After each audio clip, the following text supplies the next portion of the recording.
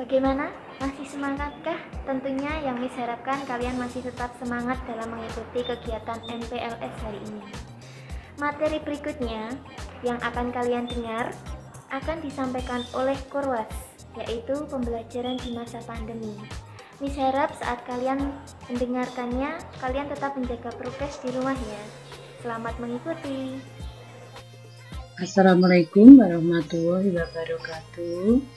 Selamat pagi anak-anak, tentunya kalian kabarnya baik-baik semua dan paling senang karena pada hari ini kita pertama kali akan belajar, walaupun pembelajaran kali ini di musim pandemi secara online, sehingga pada masa pengenalan lingkungan sekolah atau MPLS ini dilaksanakan secara daring. Untuk itu kita mulai materi pembelajaran di masa pandemi. Saya adalah pengawas SMP Kota Salatiga, yaitu Ibu Endang Dwi Wahyuni.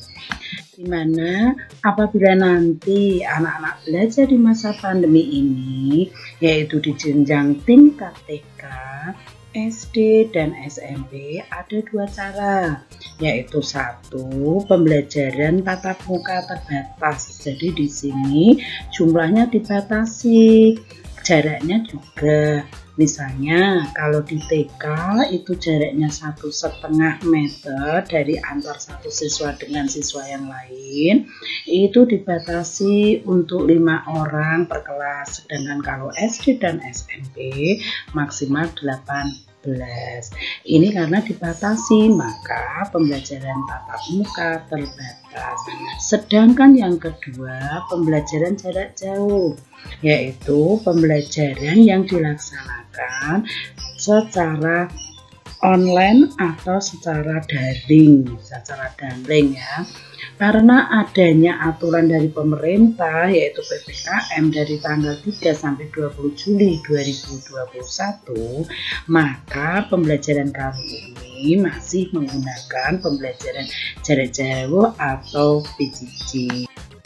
Nah, di sini anak-anak, untuk pembelajaran tatap muka terbatas ini akan kita praktekkan satu-satu, yaitu kita akan mengadakan praktek. Praktek itu misalnya anak-anak nanti dalam mata pelajaran menggambar. Nah, menggambar ini akan kita diskusikan. Diskusinya ya berjarak nanti. Dengan teman-temannya akan berkolaborasi atau kerjasama untuk menggambar tentang apa, lingkungan misalnya. Kemudian bagaimana kita mengamati lingkungan kita, merefleksi diri bahwa lingkungan sekolah kita kurang bersih misal. Nah, untuk kebersihan kelas ini maka kita akan melaksanakan umpan balik, yaitu catatan-catatan di mana kita harus mengadakan regu piket untuk kebersihan, Jumat bersih dan lain sebagainya.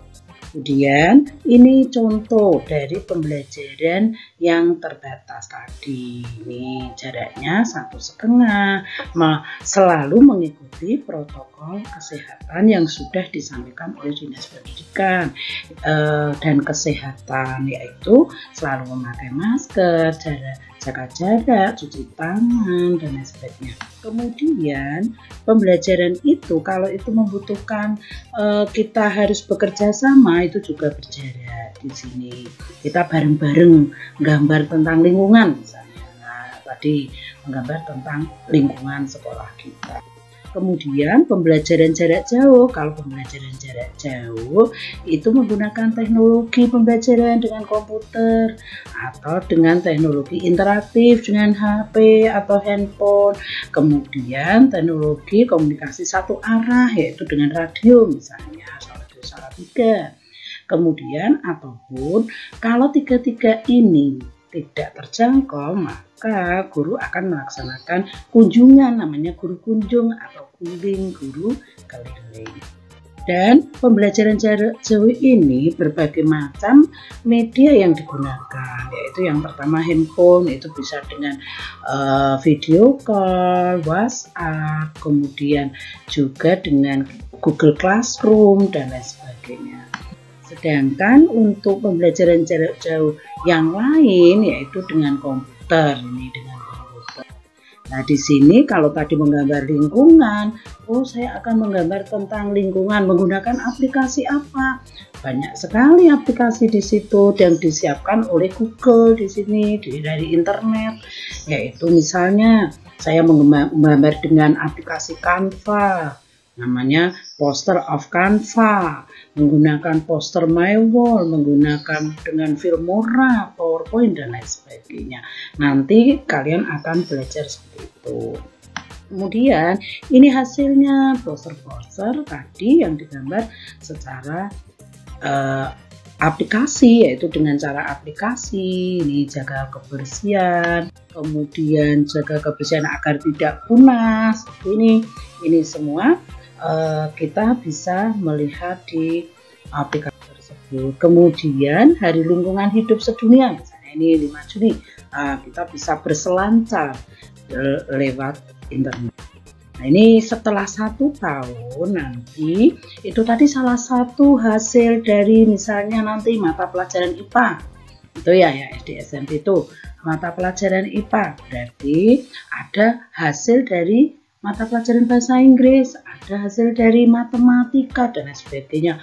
Kalau itu disatukan setiap kelas, maka ini ada gelar karya 1 kelas, ada gelar karya 1 sekolah. Nah, hasil akhir ini nanti akan ditunjukkan pada Bapak Ibu, orang tuamu, Bapak Ibu guru yang lain, dan juga pada Bapak Ibu komite dan semuanya, untuk melihat bahwa 1 tahun itu hasil dari pembelajaran yang berupa sikap, pengetahuan, keterampilan itu bisa dipublikasikan, bisa disampaikan oleh Bapak Ibu guru melalui gelar karya siswa, baik secara online maupun secara offline. Jadi di sini nanti kalau 1 tahun ini mulai pada bulan Juli, maka pada bulan Juni ini sudah ada hasilnya, Juni tahun 2022. Ada hasilnya.